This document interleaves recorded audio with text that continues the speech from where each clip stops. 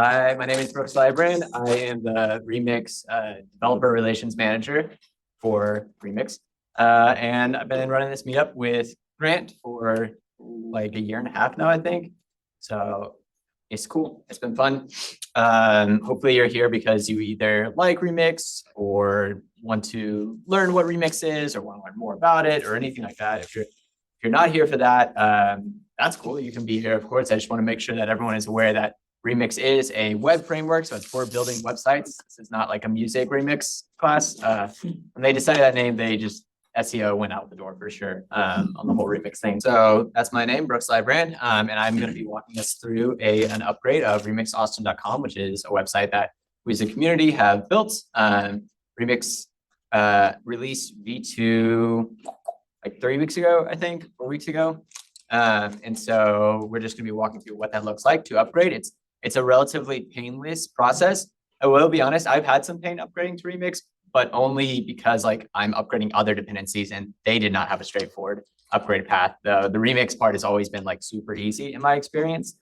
And even there's like a lot of compatibility packages to where if you're not ready to upgrade a certain feature, they have a way for you to kind of remain on the old version of how it works. So walk through that, it's very cool. And then Paul is going to be talking about how he uses Remix and Strapi to prototype ideas fast. So Paul is the developer advocate. Is that the right term? Okay, cool. Developer advocate for Strapi. I also realized that says Strap. I apologize about that. That is Strapi with an I at the end, which is the headless CMS for building awesome, just really kind of anything you want. And so Paul's just going to demonstrate how to use Strapi with Remix and build some really cool stuff. We're going to get started with the first doc, which is mine. So if you go to remixaustin.com, this is our website. It says, this is what it is. It's relatively like simple, bare bones. It's mostly just like a social link. Like we have the Meetup link, we have the YouTube, we have GitHub, Discord. You can click here and this will direct you to Meetup because we still use Meetup to organize everything just because it's much more feature complete, even though I don't always love all their features, but it still works much better than what we have. But yeah, so it's basically, it's a pretty simple site. And then we also have like this little blogging feature with one lonely little blog that we hope to add more to, but it's still a good blog about how to build a blog, very meta. And so what we want to do is we want to upgrade this to Remix V2. I'm going to close that version and I'm going to, cool. Okay, so this one's not working, which is good. So first thing we're going to do is I'm actually in the Remix Austin code base. I'm going to run npm run dev just to make sure I actually have everything set up correctly on my side. I can see that it's running. I can go to that blog, and those are pretty much the only. Oh, Mark's back. Those are pretty much the only things that the only routes on this whole website. So that's pretty much all we kind of need to smoke test manually, make sure it works. Is just those things.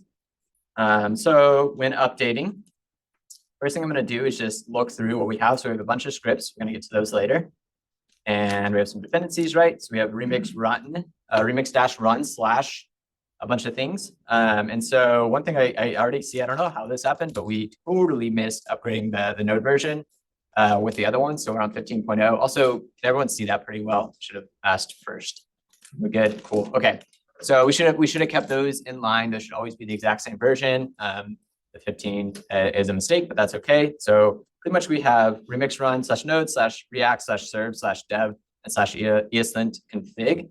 And that's pretty much all we're upgrading. I'm not going to necessarily go through what each of those are in this talk, but most of them are kind of self-explanatory. But yeah, they do things. And so the first thing I want to do is I actually just want to bump this guy. So you can do this a couple ways.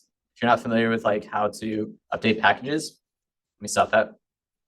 You can install something. You can install it /node.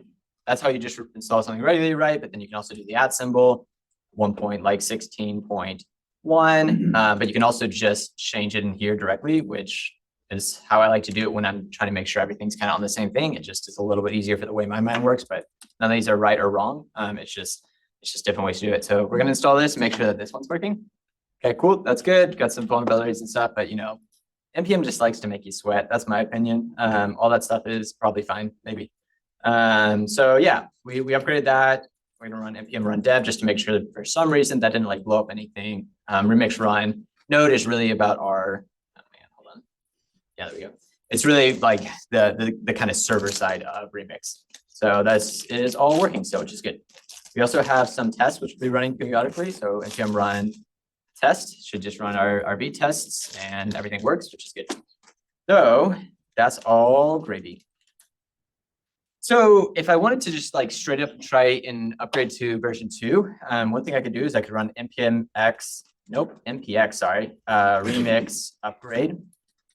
And then you can specify a version here. So I could just go to 2, or I go latest, and this will attempt to upgrade everything. This is actually going to fail though, for a couple of reasons. Well, one is because it's going to say, I don't know what npx upgrade is.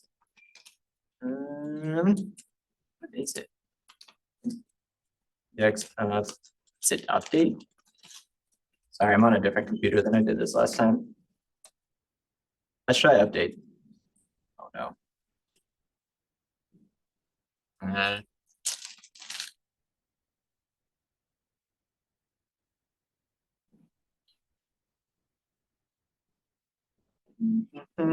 Sorry about this, y'all. Maybe there's no hyphen. I do see something in the chat. So upgrade remix. I was doing it backwards. Thank you, Mark. So I can run this, and this will fail, but for different reasons. So it's going to try and run through everything, and then it's going to just have a bunch of errors. And if you scroll up, you'll probably see this is kind of one thing that happens a lot when you're trying to do these major version upgrades. Is they often will try and say like, hey, this is if you're using this package, this is kind of the version that we have to have specified. So the example here is it's going to be TypeScript is the problem. So we actually have to upgrade TypeScript first in order to get this all to work. So you can see that kind of bailed out. It didn't actually do the upgrade, which is okay. So we are going to try and upgrade TypeScript first. This will be going from, see, we're getting everything installed. TypeScript at the latest. This will be going from version 4 to version 5. And then we'll see there's actually another issue. So this is totally, we're not even in Remix yet, but now we have another dependency called MSW is actually the one that's going to be a problem. And it needs to upgrade to version 1. I will say this is where I'm going to just kind of give up on this whole like trying to get all the dependencies correctly, because MSW is not something I'm going to go into. It's basically just for our testing. And their version 1 is unfortunately kind of broken in the way that I need it to work. So we're not going to try and upgrade it. And what we're going to do is we're actually going to go into the MVMRC. And we're going to do, I think it's legacy, oh shoot, what is it? MVMRC legacy peer devs, some command.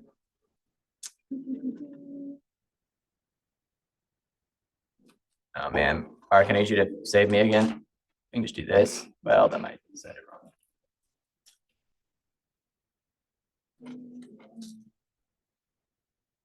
Oh man, you know what? I have my cheat sheet here. There we go. Oh, I was really close. So if we set this to true, basically NPM is just going to say, okay, we're not going to try and like make everything exactly perfect. And honestly, for MSW, it's fine because again, it's really just for testing. I don't need it to like actually run Remix necessarily. So it's going to be okay that that one is kind of messed up. So we're going to go ahead and install TypeScript again, make sure that it's good. So we've got TypeScript updated. And whenever you update a package, you actually want to like run through and make sure everything works. So all that TypeScript is doing is just checking types. So we're going to run, I think the command for us is npm run ts.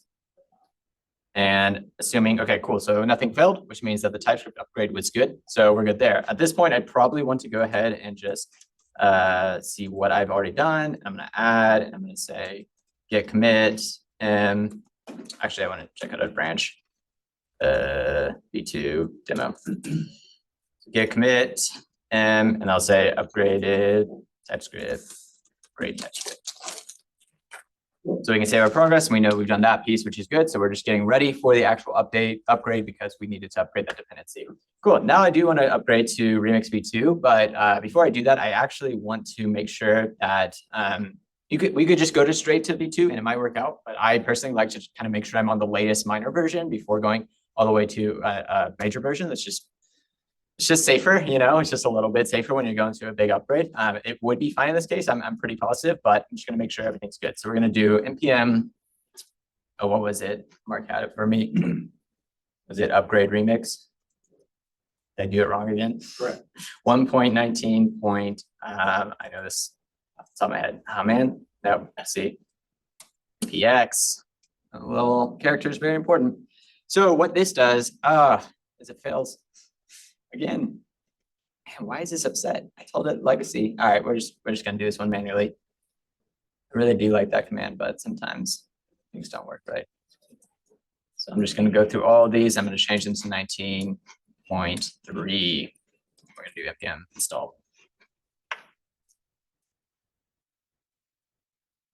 It's because this is not right. It's npm rc. So nbmrc, sorry, this is a tangent. nbmrc is for determining the node version that we're using. So that's 18.3. npmrc is about the actual node package manager. So sorry for that confusion there. They are obviously named very, very similar things. So it's not totally my fault, right? All right, so now we are installing, and I'm pretty sure if I back this out, we can actually use the command I was wanting to use. So upgrade -remix, I can specify the version, and this should just run everything. What's really nice about this is it goes ahead and it runs the update and it installs everything, and then it runs npm CI to kind of sync all the dependencies. So it's doing a bunch of really nice stuff. This was created, I believe it was created by Matt Brophy on the remix team. So a really great engineer who has made a lot of really cool little things. So this is a really nice kind of safe way to upgrade your dependencies. So once that's finished up, I think we'll just run npm run dev and just kind of make sure everything's working again, because minor updates should not have breaking changes when you're changing that middle number. That means that nothing should break in those updates. That isn't always how it goes. People do make mistakes, but hopefully we should be good. So give this a refresh. See, we can already see, cannot find module ES build. That's a little bit strange. I'm not sure how it's working without ES build, but pretty easy. We're just going to install it. And we'll run npm run dev again. Cool. Now it is working, which is awesome. So pretty easy. We've gone to the minor version, which is great. We installed some dependencies that were missing or upgraded other dependencies that we needed. So that's nice. So yeah, that's cool. Let's also test our test. Make sure they're working. Nothing broke there. Okay, cool. Those are all passing. So we feel pretty confident. We feel pretty good. If you're not super familiar with Remix and what the upgrade paths look like, Remix has used a convention that they labeled future flags. They didn't necessarily come up with this. Other people have done similar type things. The idea of these was the way you could opt into future changes, stuff that's coming into V2, but while you're still in V1, they didn't want to wait all the way until we got to V2 to upgrade or to allow you to use some really cool stuff. But they had to make it opt-in, because if they didn't, that would be considered a breaking change. And that would, again, break the whole semantic versioning. And then no one would trust Remix, and then I would not have a job. So that's not cool. So the first one is that unstable dev has actually changed to V2 dev. So you can just change that to true. And then we're going to see if there's any others. So V2 headers is also true. So we'll go through these all. Oh, man, why did that go away? That was weird. I'll just run through these really quickly. So V2 error boundaries, basically they had two ways you could do error boundaries. And they said, we're just going to collapse these into one, because the distinction was semantic and it kind of makes sense, but it didn't really make sense to have two separate exports, because you kind of will want to handle them pretty similar. By the way, these are all in the release notes for Remix, really well written release notes. So if you want to explore what all these decisions were, that's cool. If you're starting net new, you don't even have to worry about it, because all the docs are up to date for all this stuff. You don't even need to know the past, but sometimes it's nice too. V2 meta was just a different way of writing meta tags, a little bit of a better convention that worked. It's like more type safe, just a little bit nicer. Not a huge one. We've already made those changes a little while ago.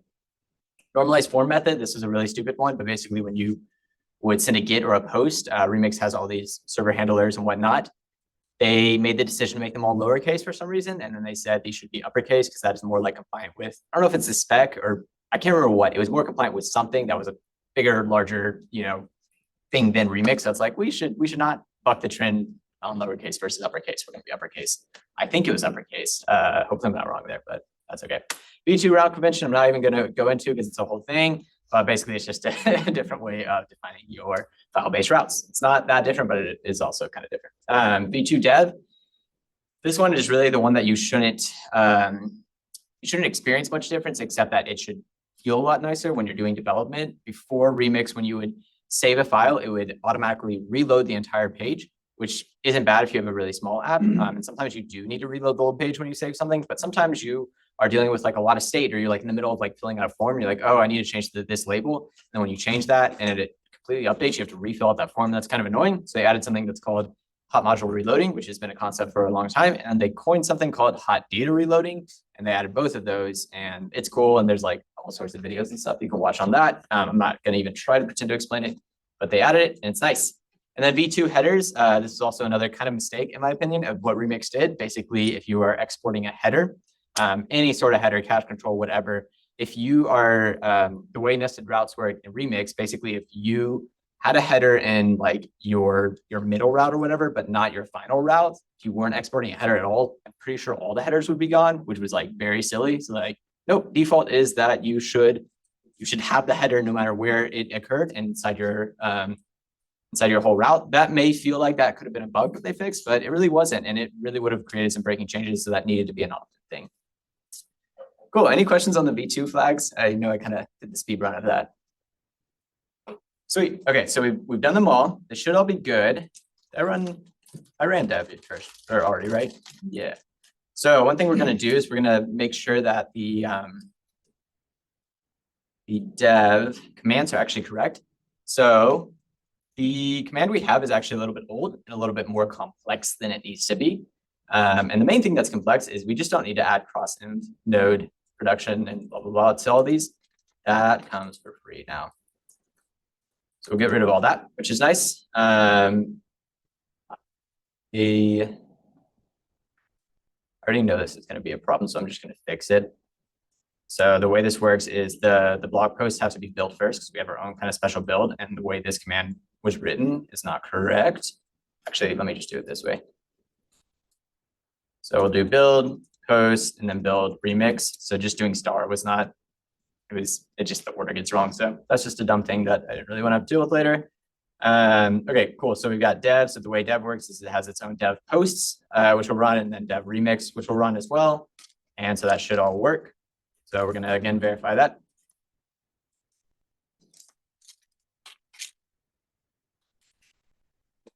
And so what I was talking about with that HMR, so if I go into like our index routes and I can find that welcome to Austin, that H1 title, I can just say yeah. And then, oh wait, that's not the right one. I'm sorry. Yeah, we can change this one. Okay, if I just like comment this out on the left-hand side here, you should see that this will change. That's what that HMR HDR thing is it's just like automatically updating stuff. So that's all that dev stuff was. Cool. All right, so that still works. Everything is looking good. So we'll get back to this one. Okay, so I'm feeling pretty confident, right? Everything's good, but let's go ahead and commit this as well, just to make sure that if something does fail when we go to the final upgrade, that we can roll back to this one. So we'll get add, get status, get commit.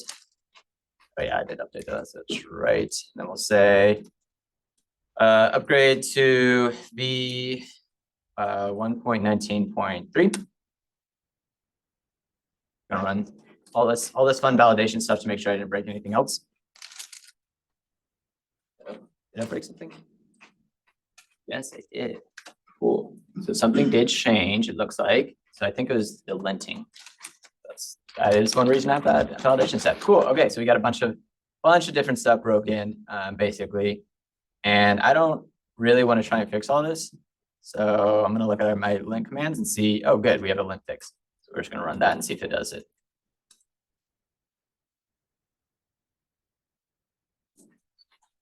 Oh my goodness.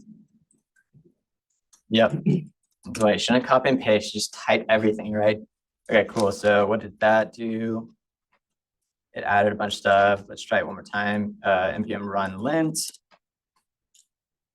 Okay, so it looks like it fixed everything, right? So we're going to do npm run, nope, git add, and git commit the last message that I had. And then we're going to try this one more time. So hopefully it works. Nope. Okay, one more failure. So it's saying the error, blah, blah, blah, type modifier. So it seems like it's a TypeScript thing, but we're just going to go into here and see, okay, it just doesn't like that I have type right there. So you can specify your imports as type, and lint fix just has a bug in it where it does something that's just kind of invalid. So no worries. Maybe that's valid somewhere, but it's not valid for me. So we're going to do the git add again and then the git commit message, and this should work this time.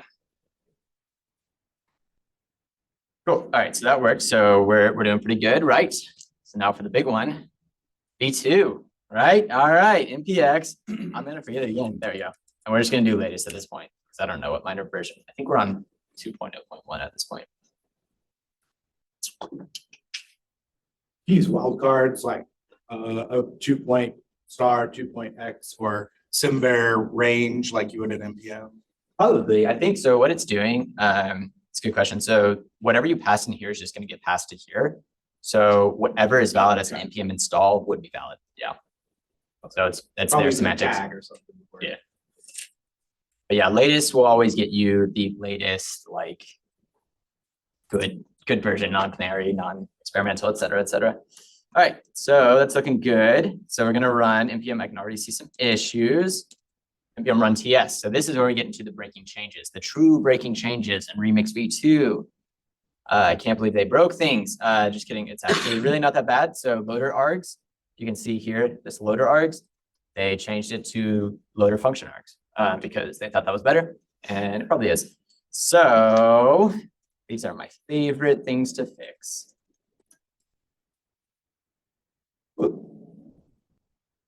Okay, done. Mark says to match React router.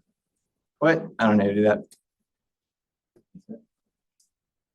Upgrade remix to match React router. It's a loader function. The loader. Yeah. Not sure I understand.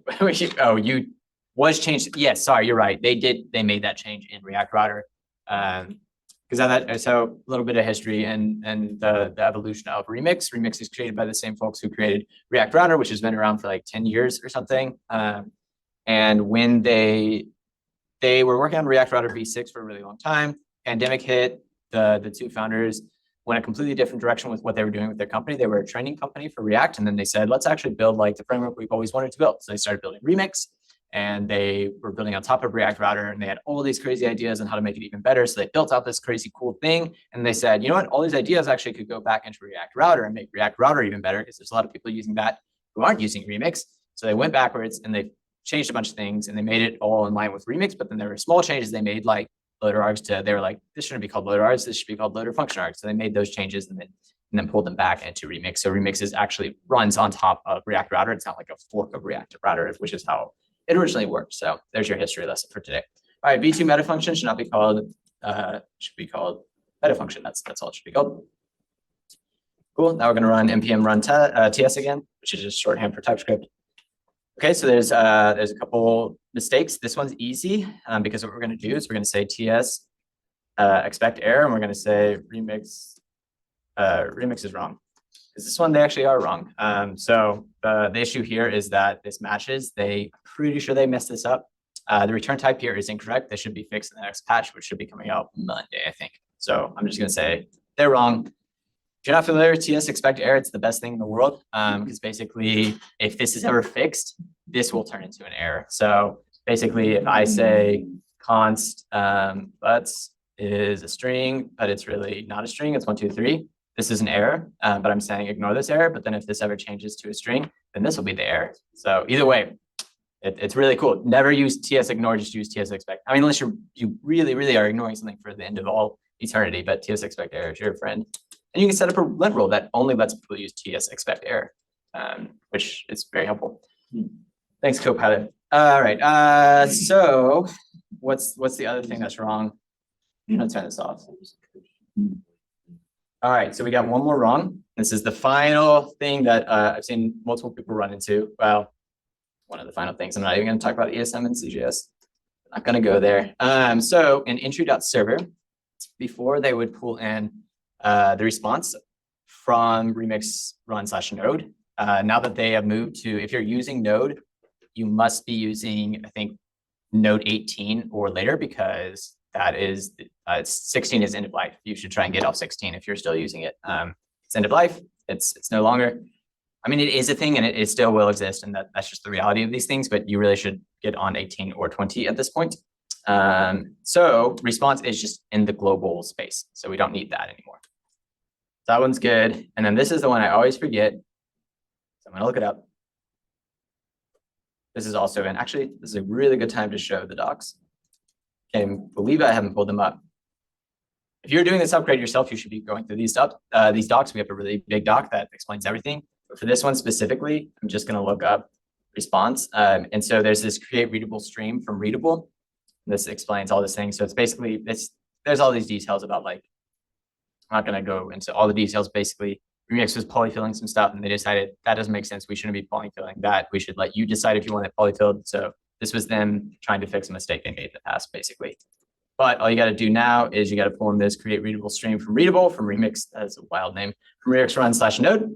And then where you have your body. So new response takes a bunch of things, but basically you can just wrap your body in this thing and it turns it into whatever they need to do the streamable stuff. I'm going to be honest, like I don't actually even totally always understand how all this stuff works, just because this is like, it's just how you set up your server. That's like the main thing. If you're really excited and interested in stuff, you can definitely go read up all about it. But if you're not interested, you don't even technically need this file. We just have it.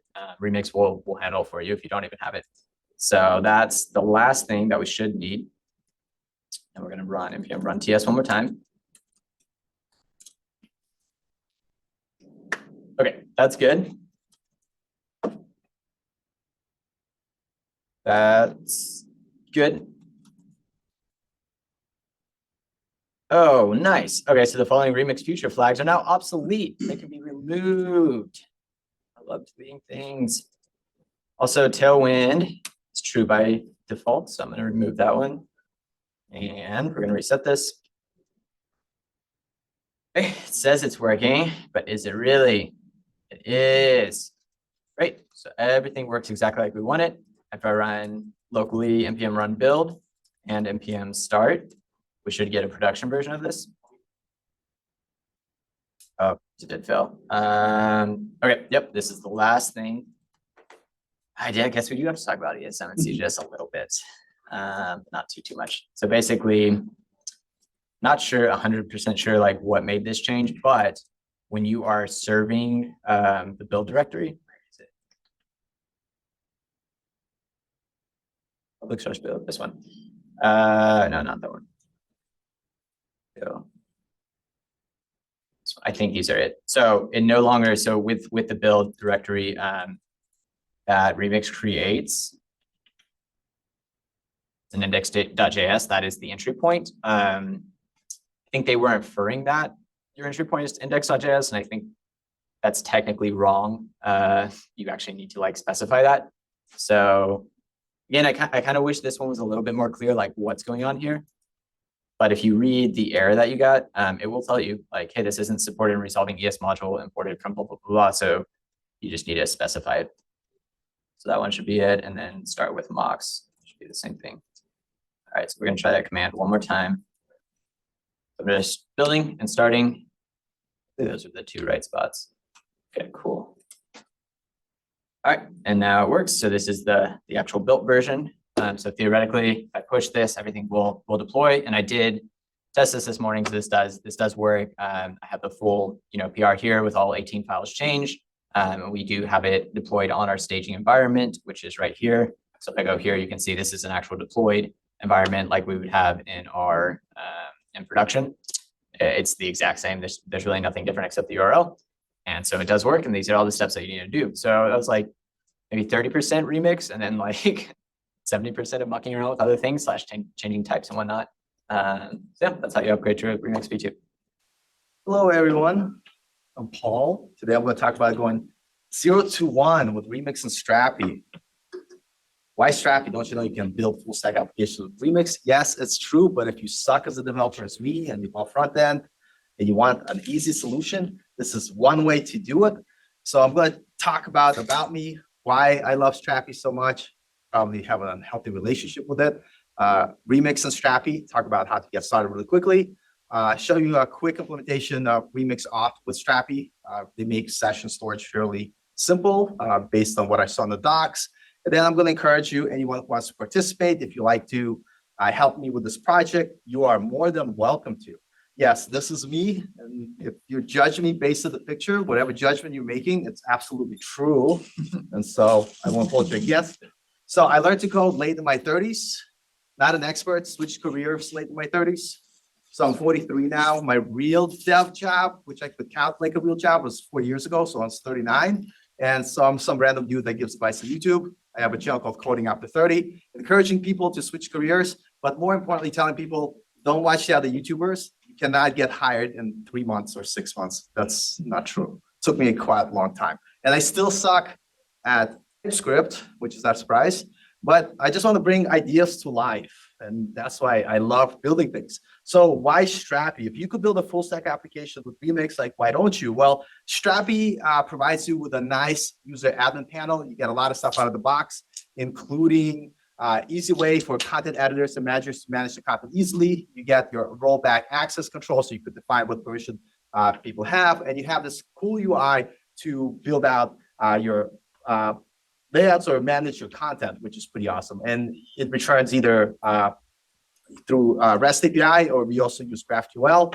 I don't know if GraphQL is as popular as it used to be, but I'm not judging. And so the reason why I love Strapi, it's easy to get started. Literally, if you run npx create Strapi app at latest, you have a working API. It really takes those 2 minutes.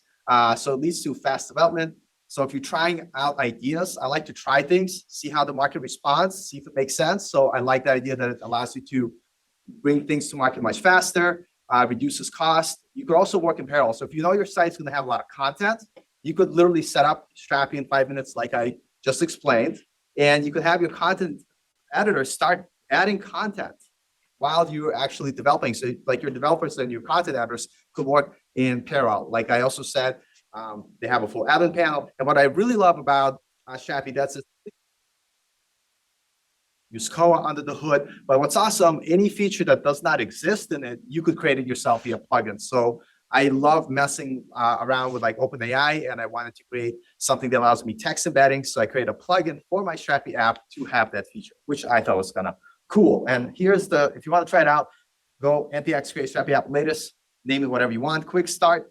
It's going to work great. So why Strapi and Remix? So here's a project that I'm working on. It's still like in progress, but I wanted to create an easy demonstration to get new people excited about Remix and see that you don't have to be a full stack developer to build feature-rich applications. So by combining, I have the CMS, doesn't have to be Strapi, but please use Strapi. And Remix, you could actually get a lot done. And here, I'm not, this is a very simple diagram here. You have your user, you guys can understand, right? They interact with your Remix application, but your content managers, they interact with Strapi. What's cool about this, Strapi pushes all your content to Remix, but if you have like mobile devices or your smart fridge for some instance need to use the data that you have on your website, you could push to across multiple channels. And that's one of the reasons I like Strapi, because you could tie to other channels. And me personally, I have multiple sites that I actually run off one Strapi instance. So that's kind of why I like it. Pretty cool. And so the steps are like very simple because it's so easy to get started with Strapi. Literally, you will be able to come in and add your data.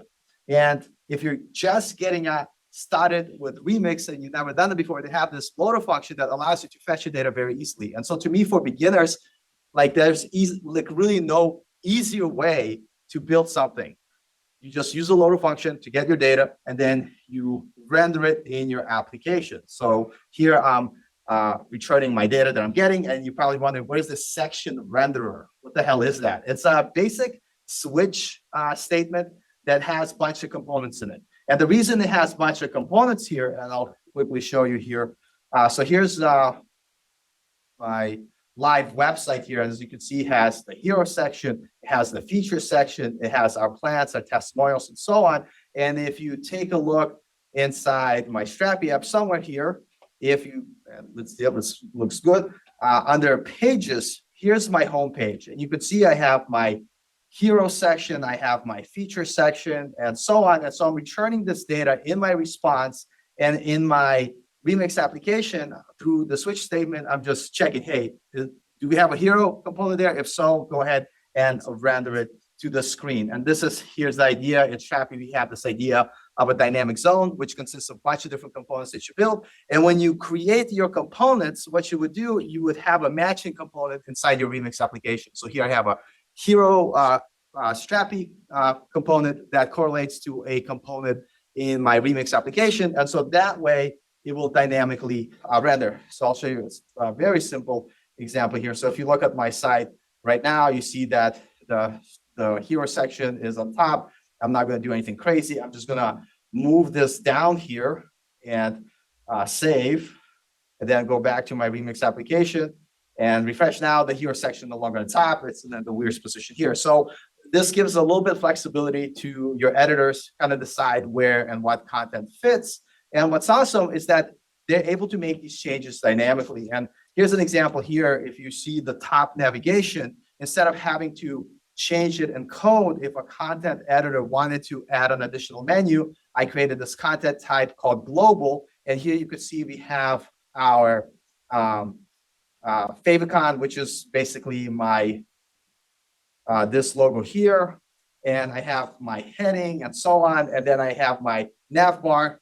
And so if I wanted to add another menu, I could add it here as a content editor. So as a developer, I don't have to do that. So if they want to have 20 different items, I don't have to, as a developer, to go in and add those for them. They could, the editors could do it themselves. And I do the same thing here for the footer. And we talked about the homepage, same idea. So this is like acting out crazy, moving around, too animated. I should have spoke up. There you go.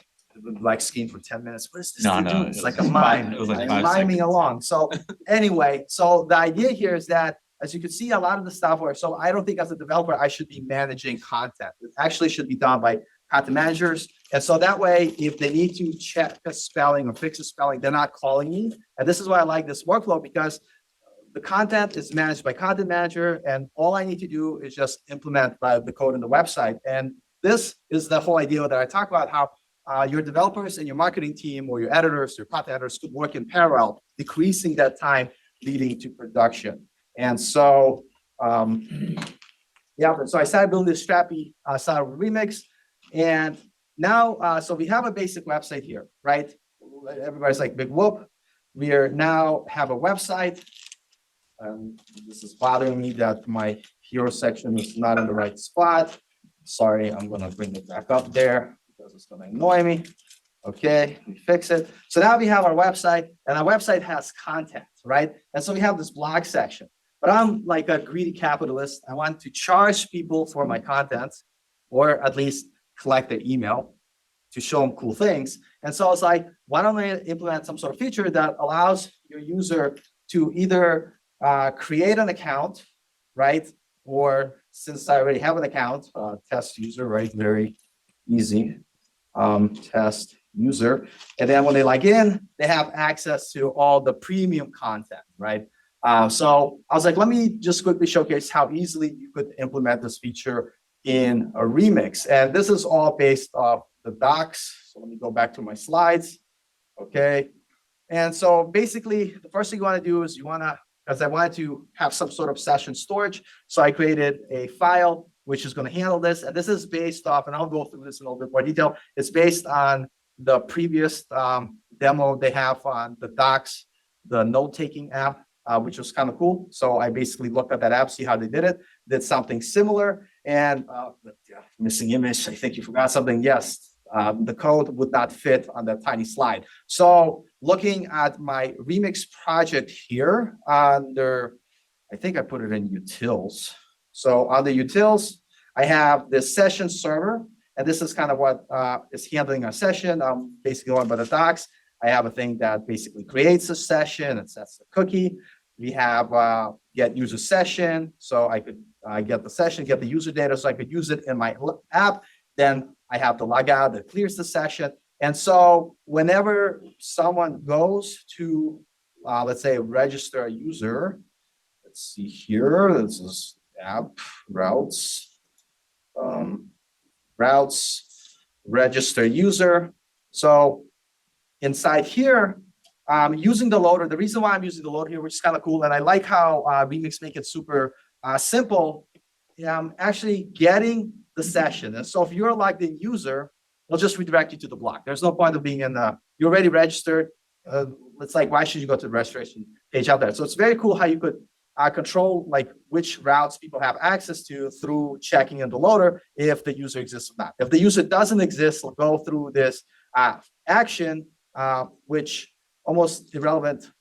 It's basically your error handling here. Do whatever you need to do. But basically what I do at the end here, I call inside my session server, I have that register function that will go ahead and do that logic. It will redirect once you register to the block page and so on. And if we do take a actually look at that register function for a second, let's see here.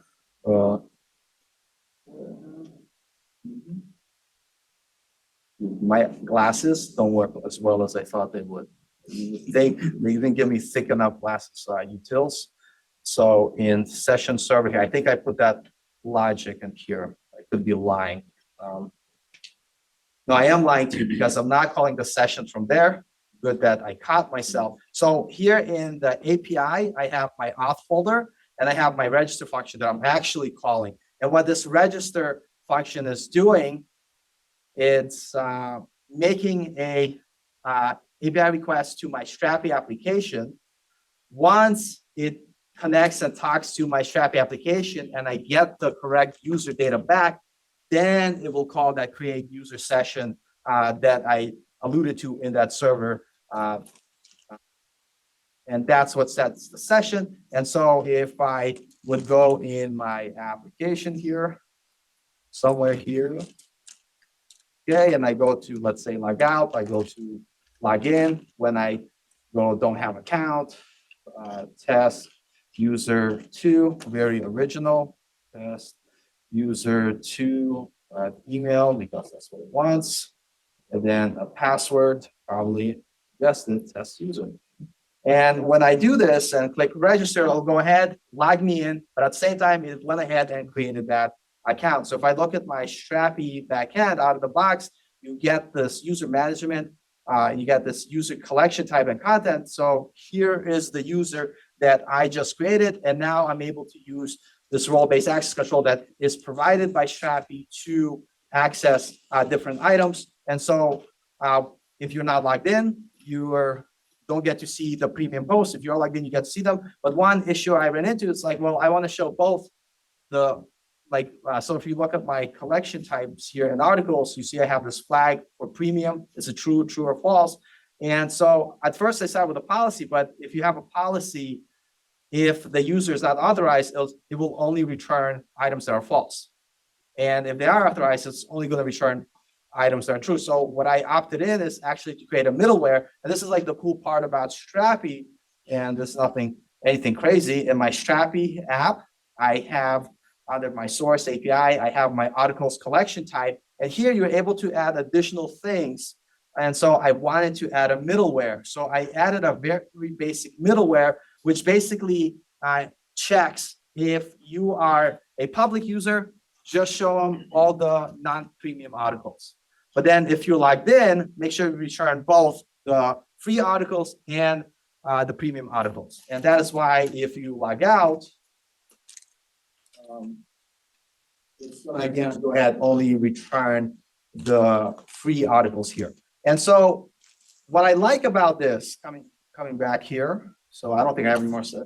So I did talk about all these things, just make sure. All right, so what I like about this approach here with Strapi and Remix is that you could be an okay developer and create a fully functional product. And I'll share a little bit like my story, and you could do what you like with this, but I'm a really believer, like if someone's starting out learning to code, give them the tools to allow them to build cool things quick, and then they could come back and fill in the knowledge. What's awesome with Strapi, it takes 5 minutes to get started. So someone who doesn't know anything about backend can get started with it really quickly. But because it's very customizable, as I continue to dive deep into Strapi, I realized, hey, it's based on Node, it's actually based on Koa. And then I learned about routes, policies, middleware, controller services, because all that stuff you could add if you want to extend the application. So it allowed me to get started quickly, build something cool, but gave me enough ability to grow into So as I improved as a full stack developer, I was able to add additional features. And to me, that was very powerful. And where this really stood out, to give you a real use case example, I shared this story before. So my second job, I worked for this company called Red Hug Research. They had, it's a financial company. They had one huge project and it was all built with Python. They were doing crazy stuff. And they literally only had one React developer, which was me. And they only had me like do basic stuff on the front end. But the owner of the company, he had this idea. He wanted to build out a new product. He wanted to try it out, but he could not afford taking away any of the Python developers or hire any new ones. And so I was able to go like, hey, like, let me use this thing called Strapi. You could really spin up an easy backend really quickly. Let me build a POC. And so I built a very basic POC. I was able to introduce it to him. He's like, oh, this is kind of cool. And then they were like, really liked it. The board liked it. They're like, okay, can you build an MVC? And so as me, junior level-ish developer, I was able to build the vision that they were looking for to get them started. And after that, they saw where it was going. They saw that, hey, this is exactly, could they put it to some alpha testers, some of their old clients. The clients were like, yeah, this is what we want. And that gave my boss the reason to be like, you know what, I like what you started. And he hired 4 more developers based on this proof of concept because it made sense. We were able to take an idea in the shortest amount of time and take it to not really market, but to alpha users to prove the concept, to justify, to write the check and hire extra developers. And so I really like that this gave me the superpower to go from nothing to something that eventually grew bigger than me. And that's my talk for today. Thank you very much. Sweet. So that's all our talks, but if you like giving talks or have something you want to share, feel free to reach out. We do have a form on the website, on the Meetup, that you can go through with that. But additionally, there are also conversations being had about trying to maybe do more of a collaborative workshop kind of style for future meetups. So if that's something that interests you, I don't know, come talk to me. We have lots of work to do to make that happen. But yeah, we definitely want to build stuff here. We want to learn together as we're going. And one way that we're building together is, I already mentioned it, I talked about it for like 20 minutes, is remixaustin.com. So right now it's pretty sparse. I kind of went nuclear and just like deleted all our discussions and all our open issues. But there will be stuff there. So if you haven't already, go to dude, it always hijacks it. I don't even know how to get out of here. All right, well, I can't. But anyway, just go to our website and go to the GitHub, and you can start watching it and be notified when something happens, or you can start a discussion or anything like that. And then Ooh, do we get to ask Paul questions? you get to say it one more time. Do we get to ask Paul questions? Oh yeah, sorry. Ask Paul. Oh my gosh. I'm sorry. Mark online asked, is Strapi a hosted service or is it So you something could help self-host it, but we also have a cloud solution, Strapi Cloud, which is more targeted for SMB. So if it's more of a personal project, you could use like Heroku or Render or DigitalOcean. But yeah, many other plugins. Yeah, I think I saw on the Strapi homepage, there's a CTA at the bottom that Yeah. says, try cloud for Yes. 14 days free. Yes, glad you saw that. Yes, go for it. Any other questions for Paul? Sorry. What I'll do, I'll share the GitHub link. I'll send it to you so you could share it. Because if anybody wants to check my code and be like, this is what you did wrong, or help make the project better, or at least want to try a project with Remix and Strapi and see how they work together, you're more than welcome to use it. Yeah. To YouTube again? Oh my God, it's coding after 30. Somebody told me I have to switch it to coding after 40. I got really upset. And I might have pushed them outside. I might have, but yeah. I always tell people at work, don't watch that 309. Good stuff on my YouTube. Yeah. Dangerous It's that place. one. There you go. Yeah. The greatest underrated YouTube channel ever. I'm just kidding. At work, when they told me they saw my YouTube channel, I was like, am I fired then? They're like, no, that's okay. So, yeah. I was gonna ask about the pages. Get a pages type inside of Strapi, right? Yes, But you're not dynamically generating routes, are you? you can. You can. I think. So actually, yes, you can. So you could use forgive me, I always forget the difference between remix and what next does. You use the dollar sign, correct?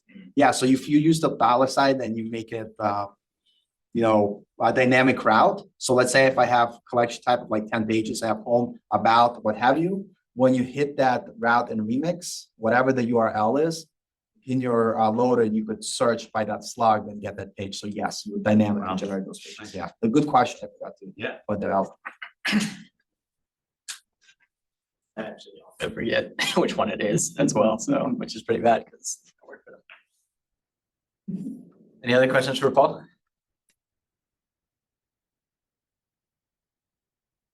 Cool, all right, the last thing I was gonna say is just that November 1st is probably our next meetup, so mark your calendars, but I will also try to have the meetup as soon as I possibly can, so your calendars can be marked for you automatically. We still have like 30 minutes to be here, so feel free to hang out and chat and talk to Paul if you have more questions that you just were too embarrassed to mention them out loud, or just chat it up. We'll be here for a little bit, but thanks everyone for coming.